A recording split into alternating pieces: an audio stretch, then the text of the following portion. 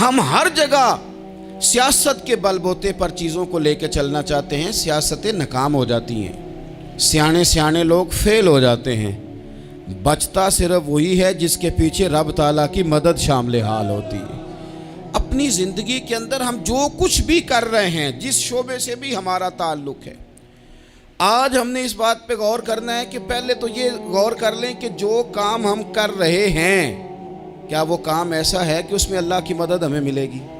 اگر آپ کوئی معاذ اللہ ناجائز کام کر رہے ہیں، فعل حرام کا ارتکاب کر رہے ہیں، تو اس میں تو مدد الہی آئے گی نہیں۔ پہلے تو یہ دیکھیں جو کر رہے ہیں وہ کام مدد الہی والا ہے، اور اگر اللہ تعالیٰ کی مدد والا وہ کام ہے پھر اس پر غور کریں کہ کیا ہم نے مالک سے مدد کا سوال کیا ہے، ہمیں مدد میسر آ رہی ہے۔ وہ میں نے بزرگوں سے ایک بات سنی تھی، وہ بڑی یاد رہ گئی۔ وہ فرمایا کرتے تھے قابلیت بھی بڑی چیز ہے لیکن قبولیت سب سے بڑی چیز ہے۔ قابل ہونا بھی بڑی بات ہے لیکن زیادہ بڑی بات یہ ہے کہ اس کی بارگاہ میں قبول بھی ہے کہ نہیں۔ اپنی زندگی میں اللہ کی مدد کی طرف بڑھیں، مالک کی مدد کا حصول اختیار کرنے کی کوشش کریں، اللہ کے ساتھ اپنے آپ کو جوڑیں۔ اگر اللہ کی مدد نصیب ہو، یہ جو ہم جتنا ڈرتے رہتے ہیں، سہمے رہتے ہیں، پریشان رہتے ہیں کوئی کیا کر دے گا، ہمارے ہاں نا ہر شعبے میں معاذ اللہ ایک مافیا ہے، الا ماشاء اللہ۔ وہ مافیا کہتا ہے میرے ساتھ ملو گے تو میں چلنے دوں گا ورنہ میں نہیں چلنے دوں گا، مارکیٹ میں آ ہی نہیں سکتا فلانا بندہ چونکہ یہاں ہمارا قبضہ ہے۔ اور میرے بھائی پھر بہت سارے لوگ جن کی نیتیں اور ارادے بڑے اچھے ہوتے ہیں شروع میں، وہ بھی اس مافیا کا شکار ہو جاتے ہیں اور ان کے رنگ میں رنگ جاتے ہیں۔ یاد رکھنا، کسی شخص کی بلیک میلنگ کا کبھی شکار نہ ہونا، کبھی کسی کی میٹھی اور مسجع مکفہ باتوں کا شکار نہ ہونا۔ کوئی کیا کر سکتا ہے اگر اللہ مددگار ہو تو؟ جس کو رب کریم اٹھانا چاہے اسے کوئی گرا سکتا ہے؟ ہم یہ ڈرے سہمے پریشان فیصلہ کرنے کی طاقت نہیں، مجھے چلنا چاہیے کہ نہیں، اٹھنا چاہیے کہ نہیں، کرنا چاہیے، اٹھ باندھ کمر کیوں ڈرتا ہے؟ پھر دیکھ خدا کیا کرتا ہے۔ حضرت عبداللہ ابن عباس فرماتے ہیں میرے نبی پاک علیہ السلام نے میری تربیت فرمائی، حضور نے میری تربیت فرمائی، اور محبوب پاک علیہ السلام نے فرمایا عبداللہ یاد رکھنا، یہ نوجوان دوست میری بات لکھ لیں، پریشان لوگ میری بات لکھ لیں، جن کے پاس قوت فیصلہ نہیں وہ اس بات کو لکھ لیں۔ حضرت عبداللہ ابن عباس فرماتے ہیں میرے نبی پاک علیہ السلام نے مجھ سے فرمایا تھا عبداللہ سن، اگر ساری دنیا مل کے تیرا کوئی نفع کرنا چاہے کر نہیں سکتی جب تک میرے رب کی رضا نہ ہو، اور فرمایا ساری دنیا مل کے تیرا کچھ بگاڑنا چاہے تو عبداللہ بگاڑ نہیں سکتی جب تک رب کریم کی حکمت کا تقاضا نہ ہو۔ لوگوں سے ڈرنا، لوگوں کی طرف دیکھنا، ماحول دیکھ کے اپنے راہ کا تعین کرنا، ہر بندے کے خیالات کے مطابق ڈھلنے کی کوشش کرنا، فلانا نہ ناراض ہو جائے، فلانا نہ ناراض ہو جائے، اور جس نے ہونا ہو جائے، بس رب رسول ناراض نہ ہو۔ اپنی زندگی میں اپنے مالک کو مولا جان کے، بل اللہ مولاکم، اللہ تمہارا مولا ہے، وَهُوَ خَيْرُ النَّاصِرِينَ، وہ بہترین مددگار ہے۔ توجہ جب بھی کریں رب کی جانب کریں، اپنے دل کا قبلہ درست رکھیں، سوچوں کے زاویے سیدھے رکھیں۔ میرے بھائی مالک جب بندوبست کر دے نا،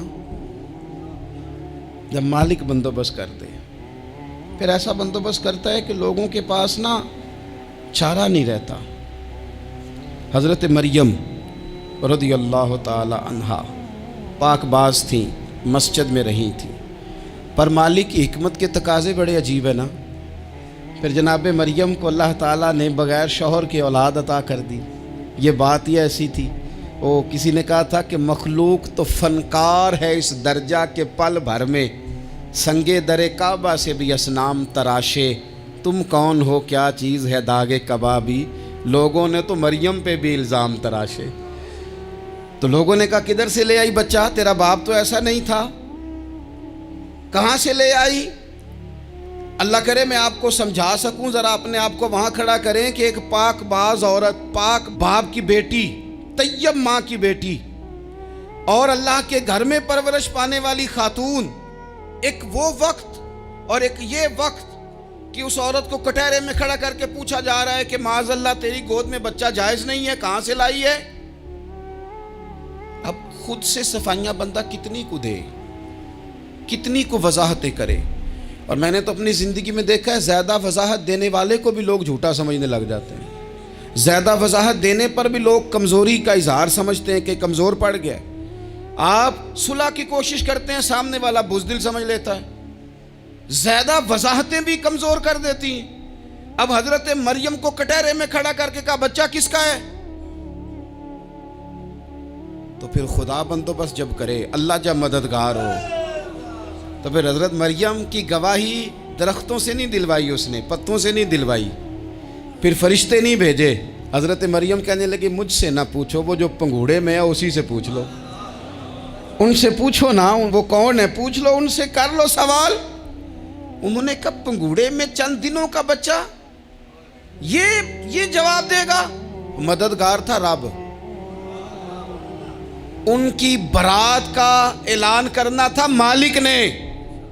اور جب مالک اعلان کر دے، جب مالک تیری صفائی دینا چاہے، جب مالک تجھے دنیا کے سامنے نکھارنا چاہے، تو پنگوڑے میں لیٹے حضرت عیسیٰ بول کے کہنے لگے انی عبداللہ آتانی الکتاب.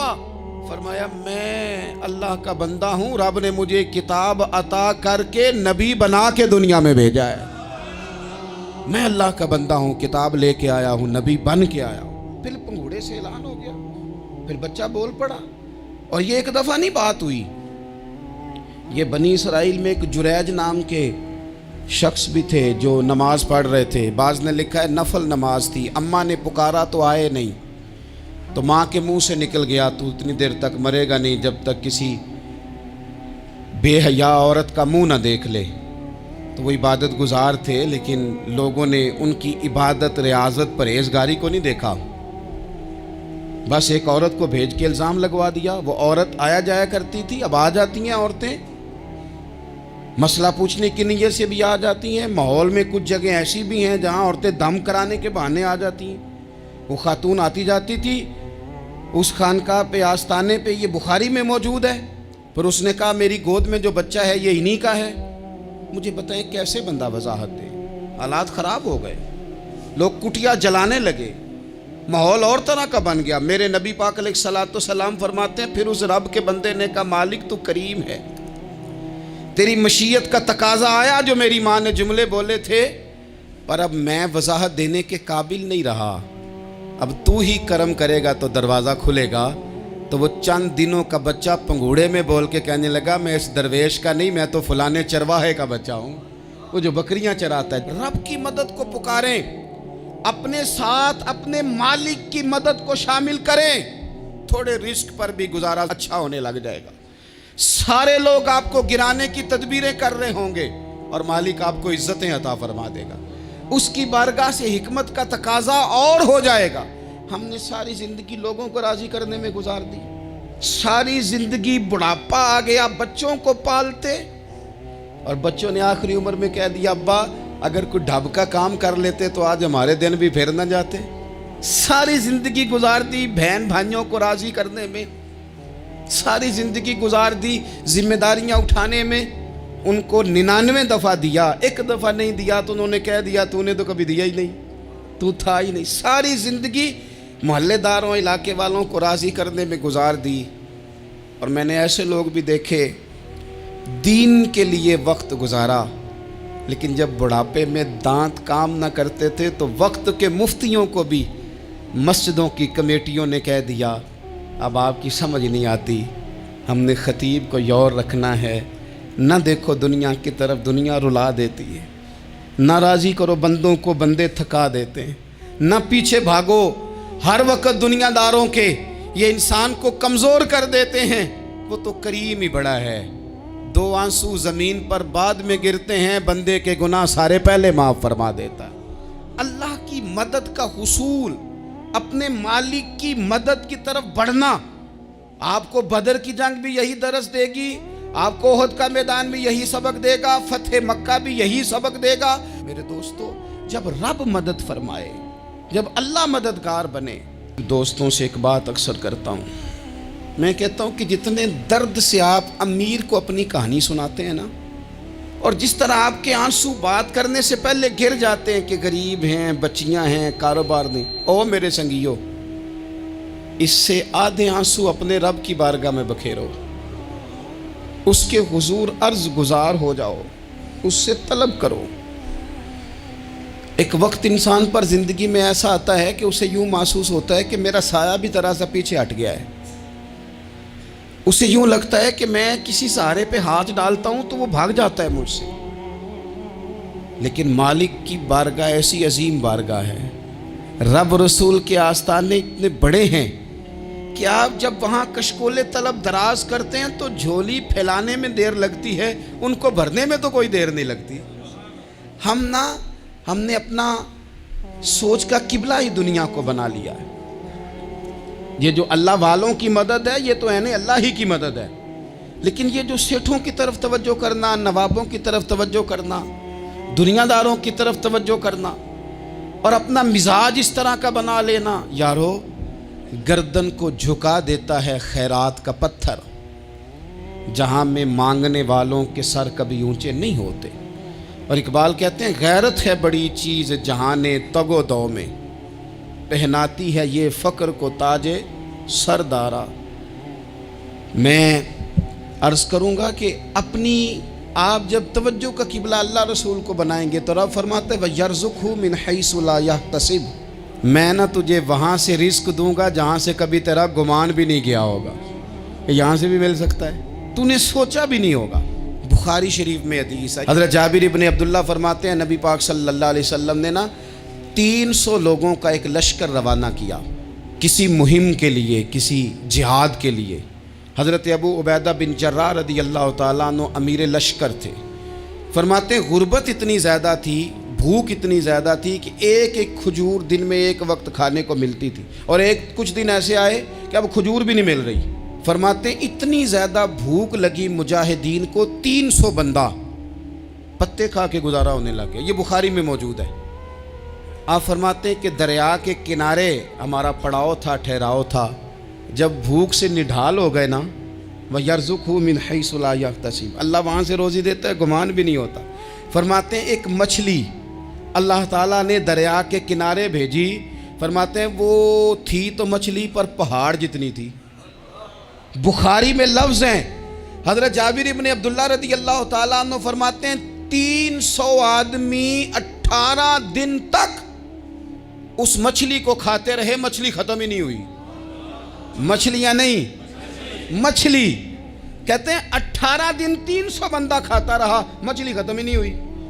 اور فرماتے ہیں کہ اس کی ہڈی نکال کے، کانٹا کہیں گے آپ اپنی زبان میں، کہتے ہیں وہ نکال کے نا تو اس کو کھڑا کیا نا جب، تو اونٹ کجاوے سمیت اس کے بیچ سے گزر جاتا تھا، 2 اس کے کانٹے جوڑے۔ فرماتے ہیں وہ اس کا گوشت ہم کھاتے تھے اور اس کی چربی بطور تیل کے ہم جسموں پہ ملتے تھے، بیماروں کو اس سے سکون آتا تھا، تندرستی شفا ہوتی تھی۔ فرماتے ہیں ہم کھایا بھی ہم نے، اور کچھ لے کے ہم مدینے بھی گئے، اور قربان جائیں نبی پاک نے بھی اس میں سے کھایا۔ ہم نے عرض کی حضور یہ معمہ کیا ہے، یہ ماجرا کیا ہے؟ تو محبوب نے فرمایا تمہارے پاس غذا نہیں تھی، رب نے تمہارے لیے بندوبست کیا ہے، اللہ نے تمہیں دیا ہے۔ مکان شروع کر لیا، ایک صاحب نے وہ مکان بنانے لگے، آپ وہ حساب لگا رہے ہیں، کہتے ہیں میرے پاس اتنے پیسے ہیں، اتنے میں نے فلانے دوست سے کہنا ہے اس نے دے دینے، اتنے فلانے رشتہ دار سے کہنا ہے اس نے دے دینے، اتنے فلانے سے کہنا ہے اس نے دے دینے۔ یہ ساری کاپی بنا کے مکان شروع کر لیا۔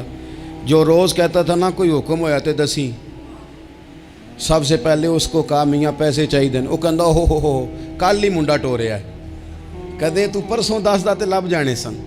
میں آپ کو اپنے تجربے کی بات بتا رہا ہوں۔ جن لوگوں کا خیال ہوتا ہے نا کہ آپ سٹارٹ کریں فلانا کام، ہم آپ کے ساتھ ہیں، اللہ کا ہی کوئی نظام ہے، وہ بالکل بھی نہیں ساتھ ہوتے۔ لیکن ایسا نہیں ہے کہ کوئی ساتھ نہیں ہوتا، اللہ تعالیٰ بڑے اسباب پیدا کرتا ہے، وہاں سے دیتا ہے جہاں سے گمان بھی۔ ہمارا یہ ذہن بن جاتا ہے ہم ساری اپنے حساب سے چلتے ہیں، اتنے رشتہ داروں سے، اتنے کون آپ کے ساتھ چلے گا، سوال ہی نہیں پیدا ہوتا۔ یہ سارے کام چھوڑ کے سب سے پہلے 2 رکعتیں پڑھو، اپنے رب کی بارگاہ میں، رسول کائنات کی بارگاہ میں گزارشات اور استغاثے پیش کرو، وہاں سے خیر طلب کرو۔ دنیا دار کیا دیں گے، کیا دے سکتے ہیں، کیا حیثیت ہوتی ہے کسی؟ اللہ کہتا ہے وہاں سے دوں گا۔ تو جو اللہ مال دے وہ لینا چاہیے کہ رشتہ داروں کا مال دیکھنا چاہیے؟ جو اللہ دے وہ لینا چاہیے کہ سیٹھوں نوابوں کی جیبیں دیکھنی چاہیے؟ جو اللہ دے وہ قبول کرنا چاہیے یا دیکھنا چاہیے کون سا آدمی کہاں پہنچ گیا؟ چھوڑو، اپنی مٹی پہ چلنے کا سلیقہ سیکھو۔ کسی کے سنگ مرمر پہ چلو گے تو پھسل جاؤ گے، پھسل جا۔ اس پر ایک اور بات عرض کر دوں، صحیح بخاری سے، مسلم سے ایک اور بات۔ کچھ چیزیں ایسی ہیں جن سے اللہ کی مدد آتی ہے، مدد ملتی ہے۔ ایک چیز ان میں سے ایسی ہے جس سے بہت مدد نازل ہوتی ہے، وہ ہے کہ جب رب آپ کو دے نا تو پھر آپ بھی اس کے رستے میں دیں، پھر مدد آتی ہے، پھر اور آتا ہے۔ بخاری مسلم میں حدیث ہے، یہ زیادہ ہی توجہ طلب امر ہے، اس پر آپ غور کریں گے۔ حضرت ابو ہریرہ فرماتے ہیں کہ نبی پاک علیہ السلام نے فرمایا ایک شخص نے بادلوں کے اندر سے آواز سنی کہ فلاں آدمی کا کھیت اور باغ خشک ہو گیا ہے، وہاں برسو اور اس کے کھیت کو سیراب کرو۔ وہ بڑا حیران ہوا کہ بادل سے آواز آ رہی۔ پھر اس نے دیکھا کہ ایک پہاڑی پر بارش ہوئی، وہ بادل وہاں برسا، پھر نالیوں سے ہوتا ہوا پانی ایک طرف چلا۔ تو جس نے آواز سنی تھی، حضور بیان کر رہے ہیں، وہ بھی پیچھے پیچھے چلا کہ پانی کدھر جا رہا ہے۔ اس نے جا کے دیکھا کہ ایک مقام پہ ایک باغ کو وہ پانی لگ رہا ہے اور ایک آدمی وہ پانی لگا رہا ہے۔ اس نے اس سے پوچھا تیرا نام کیا ہے؟ اس نے کہا کیوں؟ کہنے لگا بتا نا۔ اس نے نام بتایا تو کہنے لگا یہی تو وہ نام ہے جو میں نے بادلوں کے اندر سے سنا ہے کہ فلاں کے کھیت کو پانی دے دو۔ اس نے کہا یار تو کیا عمل کرتا ہے کہ اسپیشل تیرے لیے بارش برسے؟ یہ بخاری پڑھ رہا ہوں، سیاستہ سے حدیث عرض کر رہا ہوں۔ اس سے پوچھا تو کیا کام کرتا ہے کہ جناب اللہ تبارک و تعالیٰ کا حکم کرم آیا کہ خاص تیرے لیے پانی برسے اور تیرے کھیت کو سیراب کرے؟ تو اس نے کہا چھوٹا ذمہ دار ہوں، پر جب فصل اگتی ہے تو 3 حصے کرتا ہوں۔ ایک حصہ اپنے بال بچوں پہ، بہن بھائیوں پہ خرچ کرتا ہوں، ایک حصہ پورا، اور ایک حصہ دوبارہ کاشتکاری پہ لگاتا ہوں، اور تیسرا حصہ خالص میں نے مسکینوں، یتیموں اور غریبوں کے لیے رکھا ہوا ہے۔ وہ جو تیسرا حصہ، اللہ کرے آپ سمجھے، وہ رب کے بندوں پہ تیسرا حصہ خرچ کرتا ہے نا، تو کریم مالک نے فرمایا جہاں سے غریب کا حصہ جاتا ہے وہ کھیت خشک نہیں رہنا چاہیے، وہ جہاں سے مسکین روٹی کھاتے ہیں وہ خشک نہ رہے، جہاں سے یتیموں کو کچھ آتا ہے کہیں اس کی فصل رہ نہ جائے۔ میں اور آپ بھی اگر اپنے مال میں مسکینوں، یتیموں، غریبوں کے حصے رکھ لیں گے تو فصلیں خشک نہیں رہیں گی، ان کے اندر تازگی آئے گی، نور آئے گا، کرم آئے گا، خاص کر خدا کی رحمت برسے گی۔ مدد اللہ سے چاہیں، اپنی توجہات کا مرکز رب رسول کی ذات کو بنائیں، پھر آپ محسوس کریں گے کہ بڑی جلدی اللہ تعالیٰ کی مدد آنے لگی ہے۔ کبھی آپ صرف کہہ دیں نا میرا رب میرے ساتھ ہے، اس لفظ میں اتنی طاقت ہے کہ دشمن ویسے زہر ہو جاتا ہے۔ زندگی میں کسی سے بھی لڑائی ہو تو اچھی طرح سوچ لیں کہ اللہ اس طرف ہے یا اس طرف ہے۔ اگر آپ زیادتی پہ ہیں تو پھر رب مظلوم کی جانب ہے۔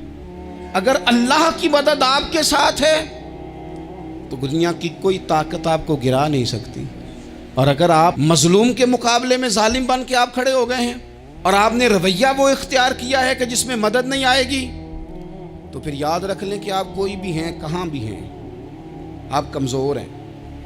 طاقتور تھے ابتدائے اسلام میں، ظاہری طاقت تھی کفار مکہ کے پاس، وہ ڈنڈوں سے مارتے تھے غریبوں کو، ان کے ہاتھوں میں ڈنڈے تھے، پر خدائی طاقت ان مظلوموں کے ساتھ تھی۔ صاحب زرقانی نے لکھا ہے، حضرت زنیرہ رضی اللہ تعالیٰ عنہ ایک لونڈی ہیں، غریب ہیں، ماڑے دا کی کام محمد ناس جانا یا رونا، غریب سادی بی بی اور لونڈی کنیزہ، ایک مشرک کی کنیزہ تھی، انہوں نے کلمہ پڑھ لیا، وہ ڈنڈوں سے مارتا، دروں سے مارتا، تکلیف دیتا۔ حضرت زنیرہ رضی اللہ تعالیٰ عنہ کو اتنا مارا، اتنا مارا۔ اب آپ ایک اور پہلو پر بھی غور کریں، مار بھی پڑ رہی ہے پر خدا ادھر ہی ہے، اللہ کی مدد ادھر ہی ہے۔ رب کہتا ہے کہ پہلے تو صبر کرنا، ان اللہ مع الصابرین، تو صبر کرے گا تو پھر رب کی معیت ملے گی۔ ذرا ٹھہرنا, تو تھوڑا ڈٹنا. ان الذین قالوا ربنا اللہ ثم استقاموا تتنزل علیہم الملائکہ. تو کہے اللہ میرا رب ہے, پھر تو پہلے ڈٹ, پہلے تو نے ڈٹنا ہے. ثم استقاموا, جو ڈٹ گیا, تتنزل علیہم الملائکہ, ڈٹنے والے کے لیے مدد آتی. پہلے تھوڑا ٹھہرنا پڑتا ہے, پہلے تھوڑا صبر کرنا پڑتا ہے, حوصلہ کرنا پڑتا, اس کے بعد مدد آتی. مار پڑ رہی ہے, مارا جا رہا ہے. حضرت زنیرہ کو ان کا مالک جو ہے ظاہری آقا وہ مار رہا ہے, یہ کنیزہ ہے, اتنا مارا ان کی بینائی چلی گئی, نظر آنا بند ہو گیا. ابو جہل آیا اور کہنے لگا زنیرہ دیکھا نا ہمارے بت تیری آنکھیں لے گئے, معاذ اللہ, لات و منات ہمارے بتوں نے تجھے اندھا کر دیا. اب ایسا نہیں ہے کہ بی بی روتی جا رہی ہے, مایوسی معاذ اللہ, پریشانی, غریبی بڑی ہے, پوچھنے والا کوئی نہیں, یہ باتیں نہیں. کیا جملے ہیں خاتون کے, کیا لفظ ہیں. ابو جہل نے تنزیہ کہا معاذ اللہ, کہنے لگا دیکھا نا ہمارے بتوں نے تجھے اندھا کر دیا. تو جناب زنیرہ آنکھوں کی بینائی گئی ہے, رات کو گئی ہے, دکھ ابھی تازہ ہے, لیکن اللہ پہ جو توکل ہے, اپنے مالک سے جو رشتہ ہے وہ اتنا مضبوط ہے, اتنا طاقتور ہے, اس میں اتنی گہرائی ہے کہ حضرت زنیرہ بول کے نا اتنی قوت سے بولی, اتنی طاقت سے بولی کہ پورے کفر پر لرزہ طاری ہو گیا. فرمانے لگی تمہارے بتوں کی کیا اوقات ہے کہ وہ میری بینائی لے جائیں, یہ میری رب کی حکمت کا تقاضا ہے. جب تک اس نے چاہا زنیرہ دیکھتی رہی, اور جب اس نے چاہا زنیرہ کی آنکھوں کی بینائی چلی گئی, اور اگر وہ چاہے گا نا تو بینائی واپس بھی کر دے گا. اگر ہو ذوق یقین پیدا تو کٹ جاتی ہیں زنجیریں, اگر وہ چاہے گا تو بینائی آ بھی جائے گی. حضرت زنیرہ نے رات کو یہ لفظ کہے, ابو جہل اور سارے کفار ڈر کے سن کے چلے گئے. آپ اطمینان سے آ کے بستر پہ سوئی, جب سویرے اٹھی تو اللہ نے آنکھوں کی روشنی واپس کر دی تھی. آنکھوں کی اب چھڑی پکڑی ہے, بازاروں میں گھومتی ہے, کہتی ہیں بلاؤ کدھر ہے تمہارے لات و منات, دیکھو میرے رب نے روشنی واپس کر دی. آ کر میرے ساتھ ادھر آ, ستمگر ہنر آزمائیں, تو تیر آزما ہم جگر آزمائیں. بیمار لوگوں یاد رکھو, کہہ دیا ڈاکٹر نے کہ تو بڑا بیمار ہے, تو بڑا کمزور ہے, یہ ہو گیا وہ ہو گیا, تو ڈاکٹر اپنے علم کے مطابق بات کر رہا ہے. ہوگا تو وہ جو میرا رب چاہے گا. کمزور ہو جانا, پریشان ہو جانا, تکلیف میں آ جانا, پتہ نہیں بات ہو گئی ہے تو جانے کیا ہو جائے گا. اپنی زندگی کے اندر اپنے رب سے رشتہ مضبوط کریں, رسول کائنات سے رشتہ مضبوط کریں, اللہ والوں سے رشتہ مضبوط کریں. حضرت زنیرہ نے پیغام دیا کہ زندگی میں جو جینا چاہتے ہیں تو وہ رب کا نام لے کے جی سکتے ہیں. جو اپنی زندگی میں خوشیاں دیکھنا چاہتے ہیں تو رسول اللہ کے نام پر خوشیاں دیکھی جا سکتی ہیں. توکل کی بنیاد پر بندہ خوشیاں لے سکتا ہے. اور اگر انسان میں توکل نہیں ہے تو پھر وہ اس کالے جادو سے بھی ڈر رہا ہے, وہ نیلے سے بھی ڈر رہا ہے, وہ پیلے سے بھی ڈر رہا ہے, وہ فلانے سے بھی ڈر رہا ہے, وہ میرے خلاف فلانا رشتہ دار سازش کر رہا ہے تو ڈر رہا ہے, فلانا میرے بارے میں یہ کر رہا ہے تو ڈر رہا ہے, وہ پتہ نہیں دنیا ادھر ہو جائے گی تو کیا ہو جائے گا. اٹھ باندھ کمر کیوں ڈرتا ہے, پھر دیکھ خدا کیا کرتا ہے. تو اس ساری گفتگو کا نچوڑ آپ کو یہ عرض کیا ہے. سب سے پہلے تو یہ کہ میدانوں میں مدد بھی اللہ کی, رزق میں مدد بھی اللہ کی, فصلیں خشک ہوں تو مدد پھر بھی اللہ کرے, تو پھر ساری مدد. اور اگر انسان بیمار ہو تو پھر بھی مدد اللہ کی. تو اپنے اللہ کی جانب توجہ کو بڑھائیں, آپ اللہ سے مدد کے سوالی بنیں. ترمذی کی ایک حدیث ہے, میں آپ کو زندگی کا تجربہ بتاتا ہوں کہ جب میں بڑا پریشان ہوتا ہوں تو یہ والی روایت کھول لیتا ہوں, مزہ دیتی ہے. میرے نبی پاک علیہ السلام نے فرمایا اپنے دکھ سیٹھوں نوابوں کو نہ کہنا, مالداروں کا نہ کہنا, ورنہ اللہ تمہیں کبھی غنی نہیں کرے گا. فرمایا اپنے دکھ اپنے رب کی بارگاہ میں عرض کرنا, جلدی کرے یا دیر سے کرے اللہ تمہیں لوگوں سے بے نیاز کر دے گا, اللہ تمہیں غنی کر دے گا. رات کو بیٹھو نا اس کی بارگاہ میں, اسے دکھڑے سناؤ, چھوٹی چھوٹی باتیں. حضور نے فرمایا نمک بھی مانگو تو رب سے مانگو. چھوٹی چھوٹی بات سے شروع کرو نا. جب بندہ شروع کرتا ہے نا چھوٹی چھوٹی چیزیں تو بڑی ساری چیزیں یہ اس طرح ہوتا ہے جیسے بندہ رب سے گفتگو کر رہا ہے، مالک مجھے یہ چاہیے، مالک میں یہاں کمزور ہوں، اللہ میں یہاں پریشان ہوں۔ آپ یہ کر کے تو دیکھیں، لمبی لمبی دعائیں مانگ کے تو دیکھیں، اس کے حضور جڑ کے تو دیکھیں، آپ دیکھیں گے راحت کتنی ہے، سکون کتنا ہے۔ اللہ